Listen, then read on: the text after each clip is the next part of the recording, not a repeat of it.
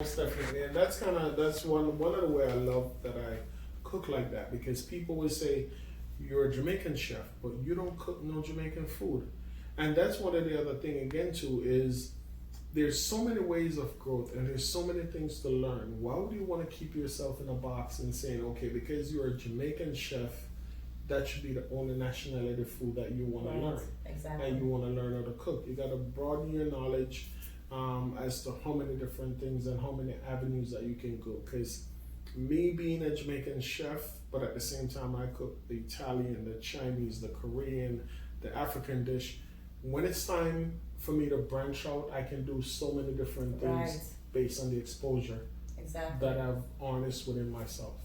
Okay, so I want to segue from that just to go into where exactly did you get that breakthrough? Where on your journey you said, okay, this is definitely what I want to do. It is my passion. I'm going to do all that I can to be the best at this, Yeah. to be at the top of my game. At which point? Well, I think the breakthrough actually started from when I decided this is what I want as my career. I want to be a chef. And I think from going to high school when I was at Marcus Garvey, every path that I've took within that time is always about within the career of the culinary.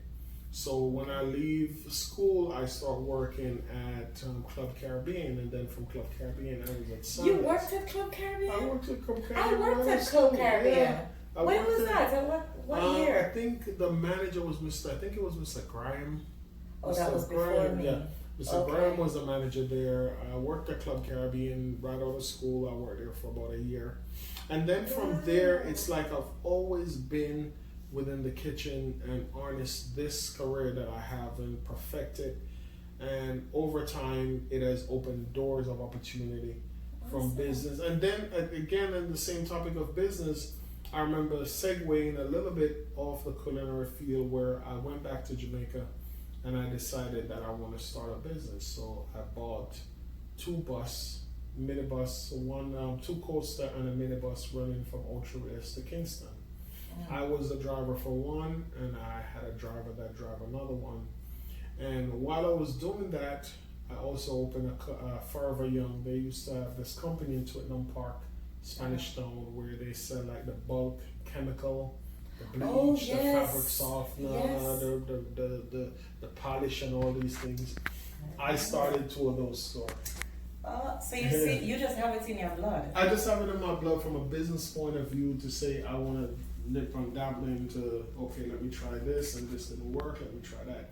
And then I've learned so much from the business aspect, from even operating the bus. The bus need tires, need to be serviced, it need this, it need that, you gotta buy gas, you gotta invest into it. So the business aspect, I was learning that from when I was younger with those business, and I actually fired my mom from out of one of my store. Oh wow! So even so you learn to be a even manager. even early, I learned okay, to be a manager, yeah, and you have to make tough decisions. exactly. You know, so that was Exactly. one of the decisions I made, and I think she got Mommy. over it. Mommy got over it. Yeah, I think she does. We're cool now, and she kind of understood it because she was taking money all willy nilly out of the till. Said she go do her nails and she go do her nails. That's mommy. I'm like, Mom, do you know that I got payroll to make? You know? And what was so funny with that, I fired Mom, and then the same evening I went home and asked her, what did you cook? That's mom. It doesn't matter. It doesn't matter, but it's all about business, and that's where we are now, you know.